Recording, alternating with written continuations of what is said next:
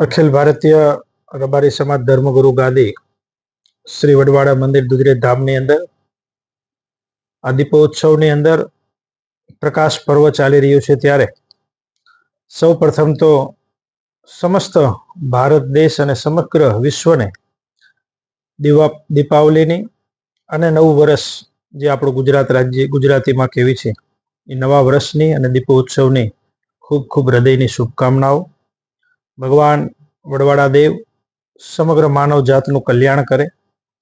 આવનારું નવું વર્ષ ખૂબ સુખી, શાંતિ અને સમૃદ્ધિ વાળું નીવડે એવી અમે ભગવાન વડવાડા દેવના ચરણોમાં પ્રાર્થના કરીએ છીએ.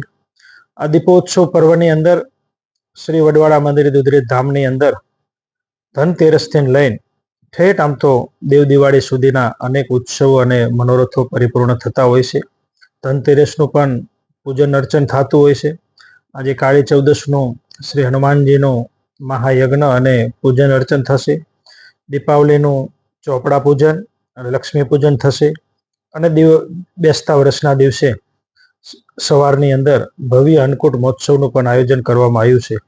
એ અન્નકૂટ મહોત્સવની અંદર 1100થી વધારે વાનગીઓ ભગવાનને ભોગ લગાવશે અને ત્યારબાદ તમામ સેવક સમાજ ભાવિક ભક્તોને એનો મહાપ્રસાદ અર્પણ કરવામાં આવશે.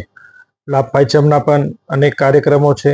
સાથે સાથે ઠેઠ દેવ દિવાળી સુધી ખૂબ ભાવિક ભક્તો દર્શન કરવા આવે છે અને પોતાનું જીવન ધન્ય બનાવવા માટે પરમ પૂજ્ય ગજરાઠ મહામંડલેશ્વર કનીરામ બાપુના અને સૌ સંતોના આશીર્વાદ લેતા હોય છે.